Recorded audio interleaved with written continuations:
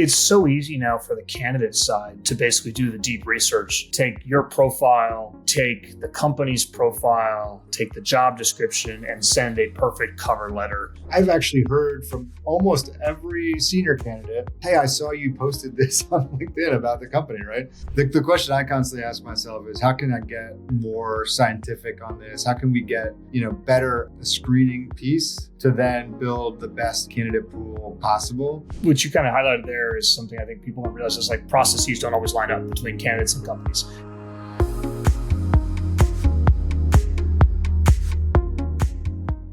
Welcome to How I Hire, the podcast where we talk with senior go-to-market leaders about how they find, vet, attract, and grow new talent. Today, I'm joined by Tim Geisenheimer.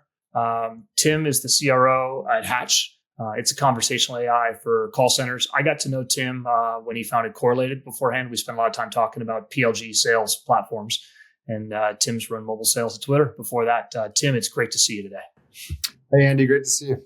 That's awesome. Well, hey, obviously you're deep in AI right now, and so I've been excited to chat with you just both about how you hire and how you build teams, because I remember getting to know a lot of your team at Correlated.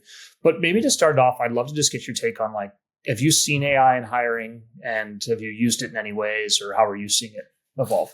Yeah, I think it's really interesting. We're seeing AI throughout the business here, and hiring and recruiting is one in particular that we see it prevalent. It's simple as writing job descriptions and calibrating on skills and just that content creation, which is very simple and straightforward, but using it for that. All the way to onboarding and how do we create templates and customized plans and using AI just again for content creation, but things that would normally take people on the recruiting or ops side a lot of time and manual effort now can be auto generated and customized for each new hire in a matter of seconds. So I think we're looking to add it in any number of different ways. And on the recruiting side, I know they're using a couple of different tools. It sounds like to do sourcing that are AI focused and do lookalike audiences. So there's a ton of different innovation happening, and we're trying to take advantage, of all of it as best we can. It's so easy now for the candidate side to personalize, to basically do the deep research, take your profile, take the company's profile, take the job description, and send a perfect cover letter and tailor their resume to be exactly right. How do you find the right ones, right? Has your approach to filtering through all those early stage applications changed? Are you using the recruiters to do that? Or how do you filter out talent?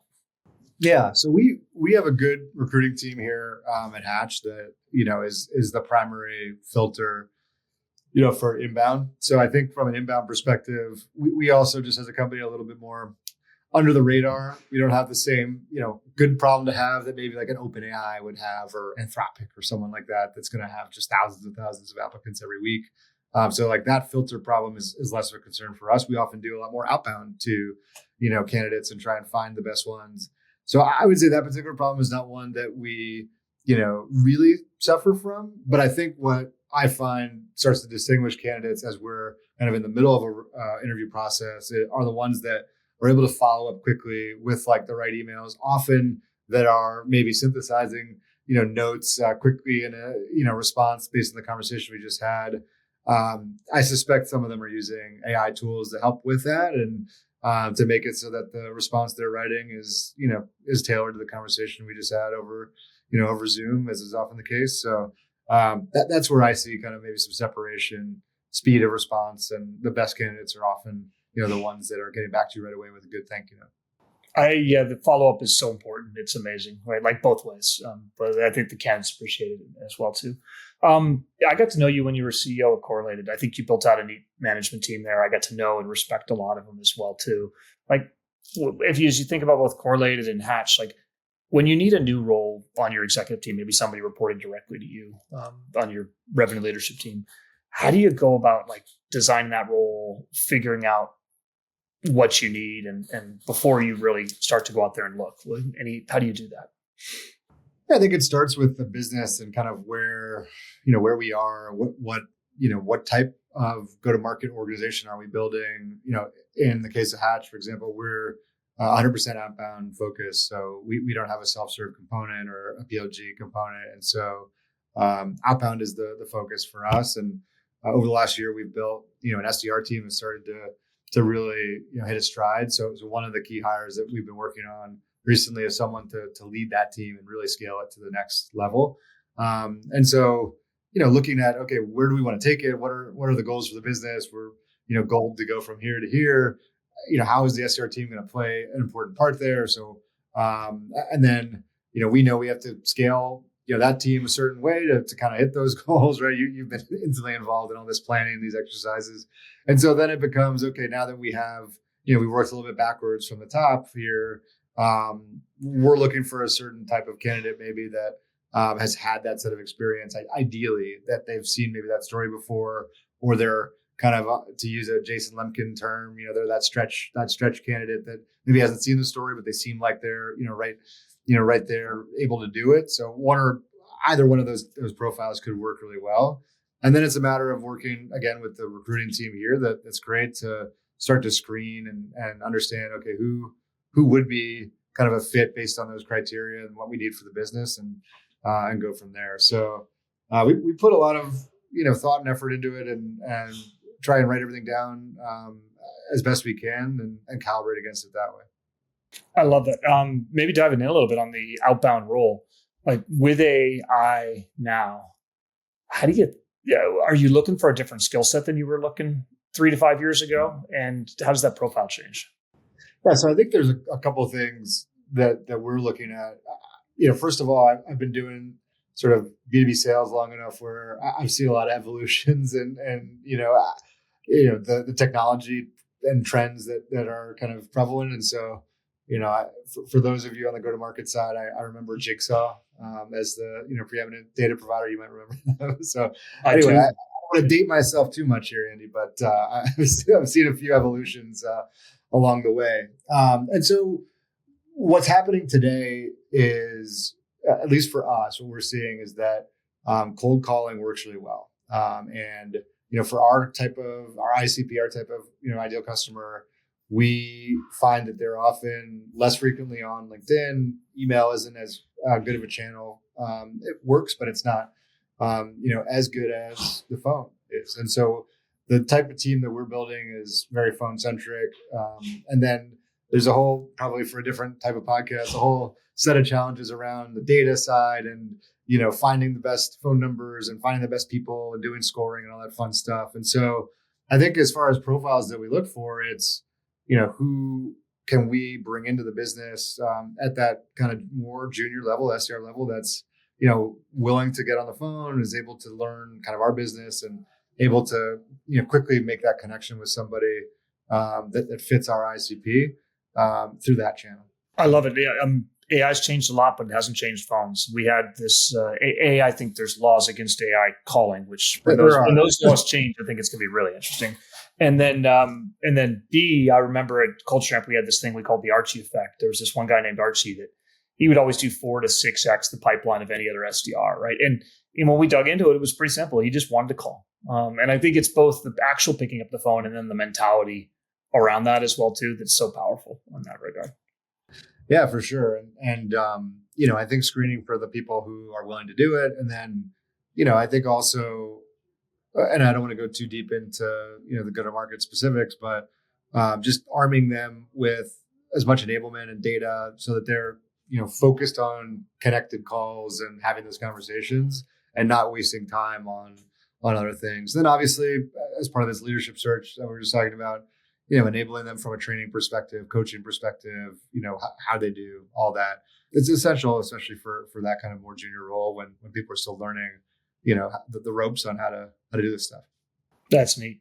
Maybe take some of the directs that you've hired over your career. Like, what are outbound tactics that work to get to you, right? Like, so we're not talking about outbound selling, but now like from a candidate perspective, like how do candidates break through to get to Tim? I think the first thing that I've observed is just trying in the first place. You'd be surprised, so many people just do the online application and then that goes to the recruiter and maybe I see it, maybe I don't, and So I think it's super rare for someone to actually say, "Hey, Tim, I saw XYZ role. That looks interesting to me, and your company looks interesting to me, and maybe working with you looks interesting. And so, here's why you should consider me." A few people have done that out of a lot of people that we've considered, and so I almost, maybe I'm opening myself up here for a lot more inbound to me, but I almost always take the call. Actually, if someone's going to take the time to write a personalized note about a specific role that we're hiring for, and we're not hiring for the role unless it's important. So it's on my radar. If it's an open role, we care about it. That's almost a surefire way to get me on the phone with them because it happens so rarely. So I would start with that. And then I would say, if we are in the fortunate place where that starts to happen more, thanks to your podcast, Andy, I think the next piece of advice would be, try to demonstrate, understanding of what we do and why your particular skill set would be a good fit for our business and for what you think the needs of the business might be based on the research you've done. Back to AI quickly. It's so easy to do this research now using something like O3 from ChatGPT. You literally don't even have to be good at a prompt. You just type in, "Hey, tell me about this URL, what their business is," and it will do actually a pretty decent job of that. So, that means that the barrier is raised for me. If you're not doing that, it's kind of a little bit of a head scratcher. Yeah, I would agree. Right, my favorite one is, "Do you have any questions for me?" And when that falls dead, your jaw drops. Right, I love that. And that's a one I do every time. Right? Yeah. What questions do you have for me? And the times when it's been crickets, it's like, okay, well, we're game over here. Unfortunately, I would agree. So say somebody gets to you, what does your interview process look like? Do you have a style? Have you built a kind of a favorite interview question or approach? Well, I think that one we just talked about is a good one. I do like to hear, put it back on the candidate a bit to, hear how they're thinking about this. One separator is, are we just, another kind of interview they're going through because they need a job or want a job, or are they legitimately interested in this role at this company and they have a good rationale for why, that I think a lot of people, and it makes sense. I'm nothing against it, but a lot of people are interviewing to get a job for XYZ reason, and that's maybe okay. But ideally, in addition to needing to have employment, they're also excited about the opportunity, and we really want to index towards that. I think other questions for me, these are ones that probably come up in other interviews you've done, or they're fairly common, but I find them instructive, especially for sales. Tell me about a time where you had to show, some grit or perseverance, or where things didn't go your way. How did you respond? I really like to hear from people. So often in interviews, we talk about, all the great things we've done, all the successes we've had. Oh, I grew this from here to here. I beat quota 17 quarters in a row, or whatever it might be. And I think you can learn something from that for sure. But hearing about a time when you were knocked down and got up again, and you hit some personal adversity and got through it, I find sometimes that's instructive too, especially on the sales or go-to-market side. So those are some of the questions that I like to lean on. Yeah, no, I like that too. I think I always look for somebody that has seen it at great and seen great pattern recognition, and has also been humbled and knows how to kind of get back up, because I think that's really important as well. Totally. How do you think about the process, from a candidate side, particularly in today's market? It's so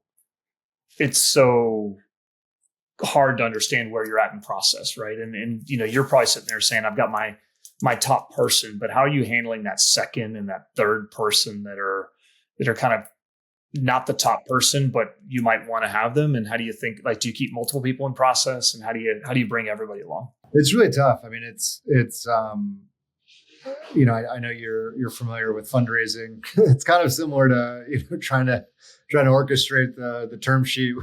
You try to keep all the VCs in lockstep. So for those that haven't gone through fundraising, but maybe have gone through the recruiting, it's really challenging, right? You can't, it's not as easy to get everyone on the same schedule, and you have a candidate come in late that's a great fit, but you have to go through your rounds and do the project and whatever it might be. And so how do you keep those other people on ice? I mean, I think what we strive to do is be as communicative as possible and say, hey, we're, aiming to make a decision, by XYZ date. We are talking to other people. Hopefully that's not a surprise, and, you're here in the process. It ends here. We should know more by this date. We'll be in touch. And so if you stay, kind of keep people connected, and then I'll always ask, I always ask, and our recruiters, I make sure they always ask, like, where are you as the candidate in your process? Like, you should ideally, as a candidate, this is a negotiation, a sales process on your side too. Like, you should keep the employer that you're maybe interested in working with, trying to get you, and say, oh, well, I've got, these final rounds here and all that. And so, I think it's a two-way street, and it's, as long as you're as transparent as you can be. In particular, I think in cutting people loose, like if it's not a fit, I don't want people to just be hung out. I think we owe it to every candidate to say, hey, we're not going in this direction. Appreciate your time. If something makes sense down the line, we'll let you know.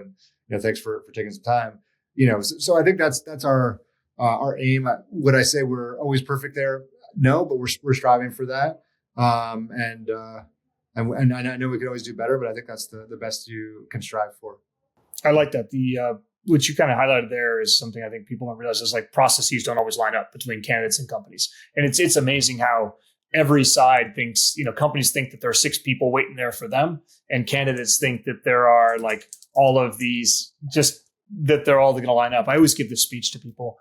I'm like, when you're graduating from college, like you can line up 4 jobs and have 4 opportunities and that's there. But like the rest of the world is, and the rest of life is not like that. I think you kind of highlighted that like we're going to try, but it may not work on that side.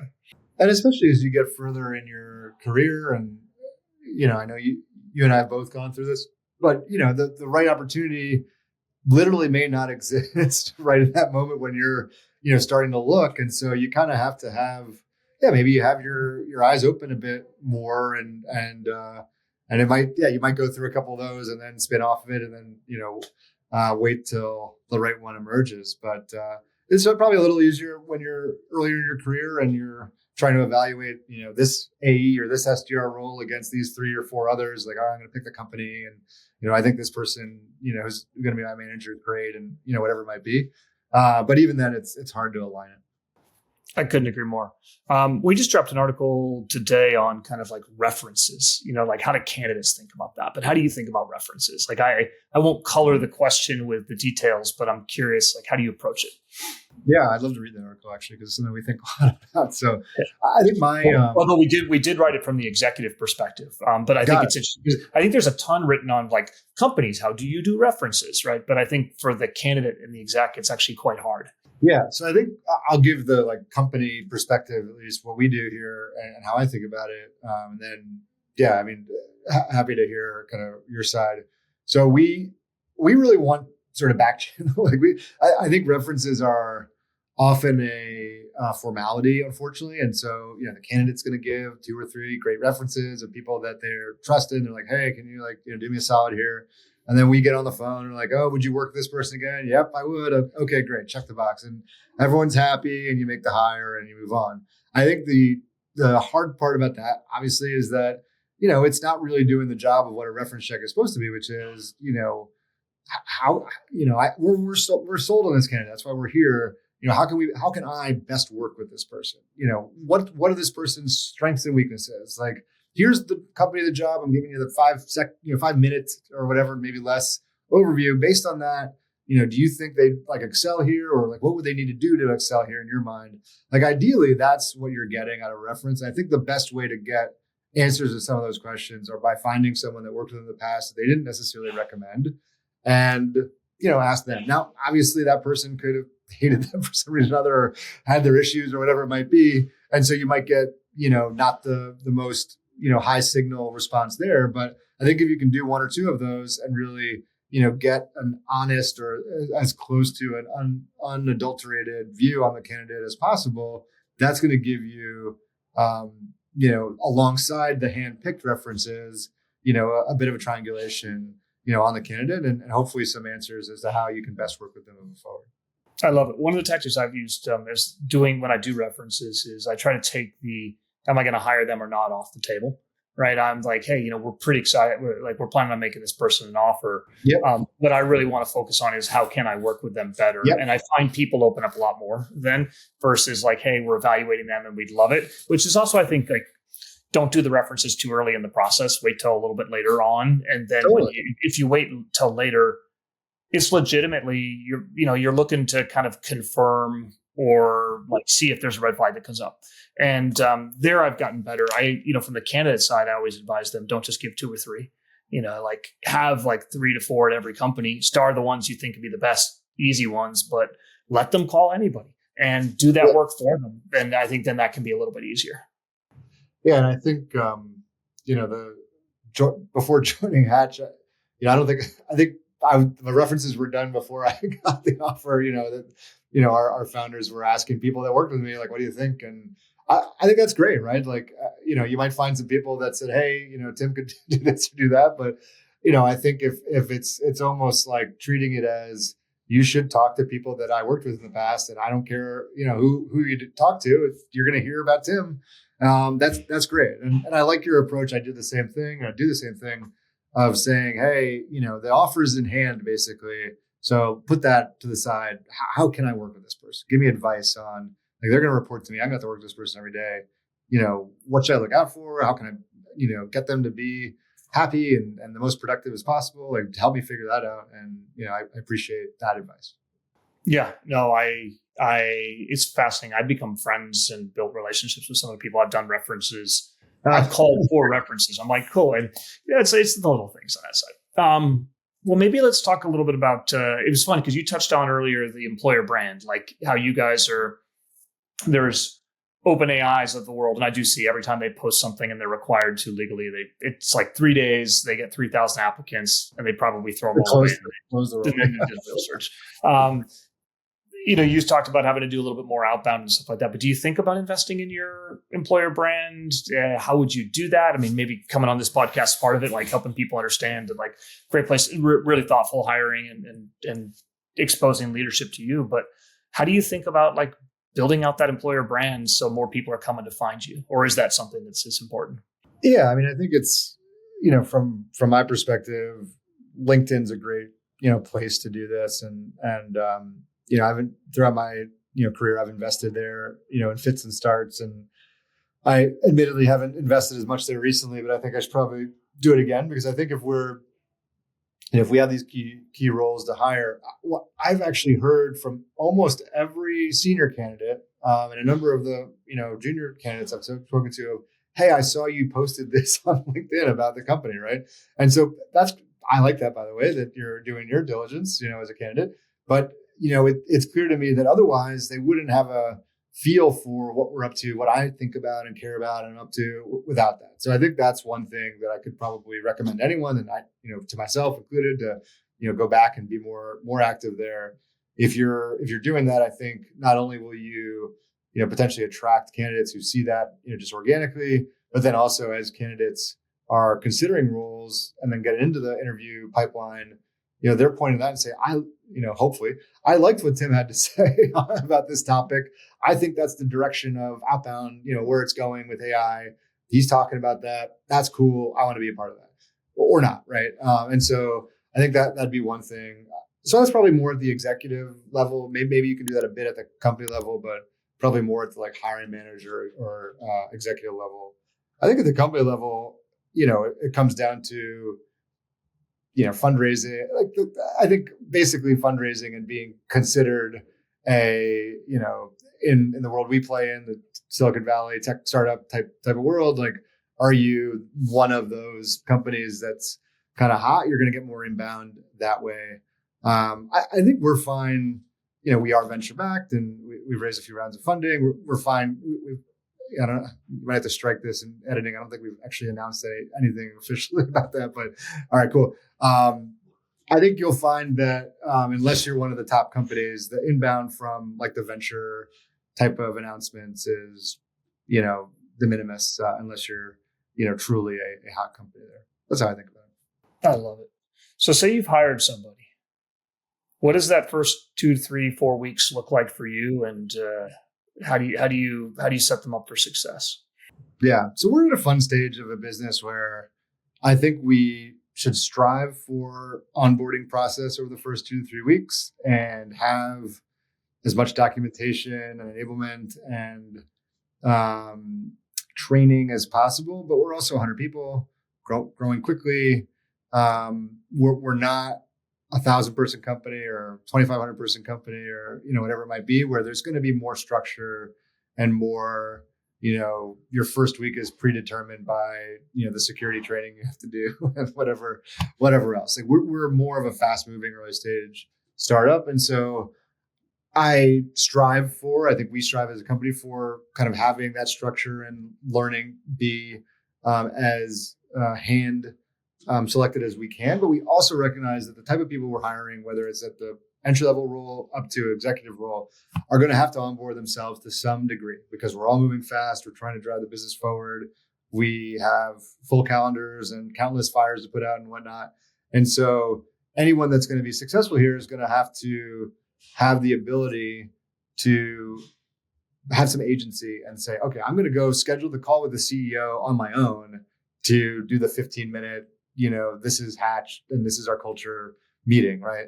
Like even the SDR is going to have to say, hey, I'm going to have to, maybe it's easier for the SDR because they're going to be cold calling all day, but I'm going to have to go to the CEO and ask for that meeting and put it on their calendar.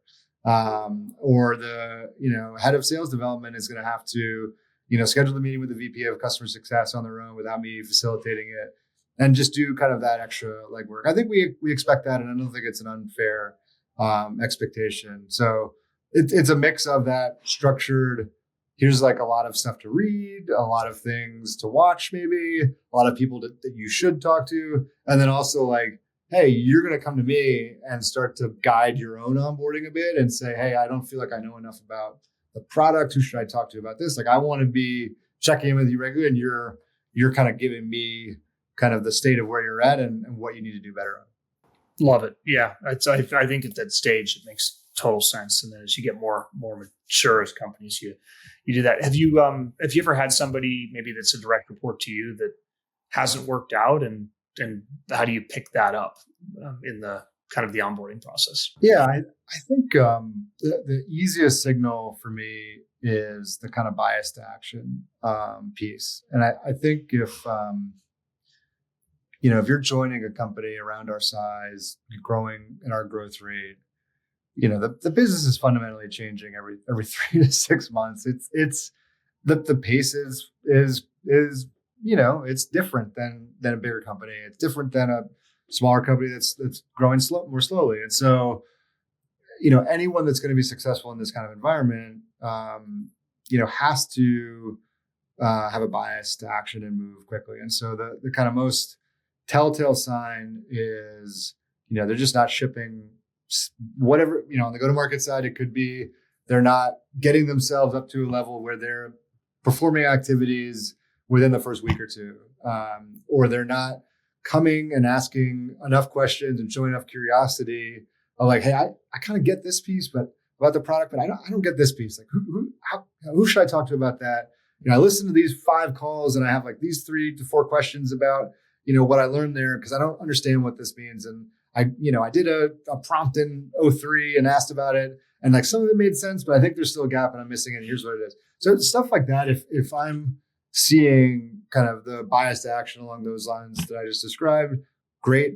If I'm not seeing a lot of that or a lot of like, hey, I get it, like it's good, I start to worry a little bit. Just to draw a line on that quickly for my own onboarding here, just like most startups, that they're, I sat down with one of the leaders here on the go-to-market side. And I was like, I'm locking you in a room. We're spending hours together because I don't know anything about what's going on in this company.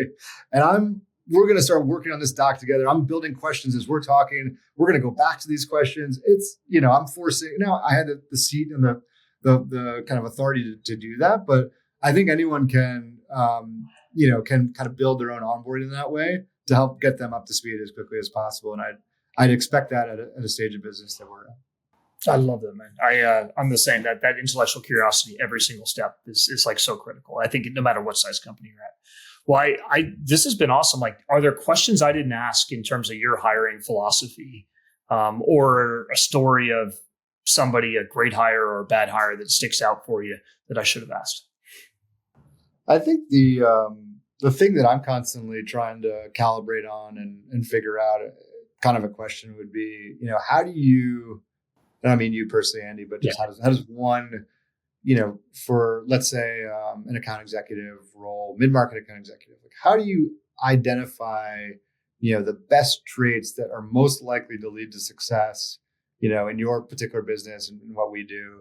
And how do you start to screen for those candidates, all the way up at the recruiting side down to kind of getting to me and getting into the funnel?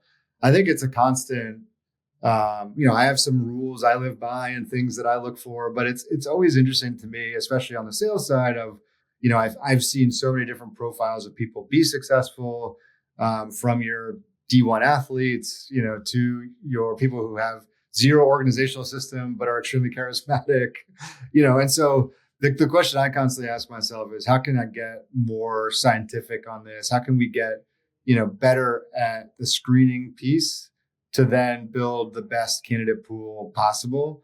I don't know if I have a good answer to that to this day, and something that I constantly think about. So it's almost like I'd pose that to you, Andy. Like, what have you seen some of the best leaders do to get as good as they can there? Yeah. So, I remember when Gong came out for sales calls, and I actually wrote an article before it came out. I was like, I don't know how to manage a team without voice. I think similarly, there's a company called MetaView that's recording and doing the Gong for interviews, and then being able to feed that all back in to learn. But a lot of this is like you said, it's like, I love athletes, and it's like, great, but like that may be a bias of Tim's that's not actually based in reality or fact. And so I think the idea to be able to put metrics on that interview phase is really important. So I've been hearing a lot about MetaView from my network lately. So it could be something. Well, I'll check that out. I like the plug, and I will take a look. That's awesome. Well, hey, thank you so much for doing this. I'm excited to get to reconnect. I love seeing all of what you're building, and if people haven't seen Hatch, I think Tim is deeply thoughtful, and particularly building an outbound sales organization. Appreciate that, Andy. And I would be remiss if I didn't say that we are hiring. Just find me on LinkedIn. Hopefully you'll be able to find the roles we're hiring for, but a lot of open roles on the go-to-market side. So give me a shout. Awesome. Thank you. Have a great day. All right. Thanks, Andy.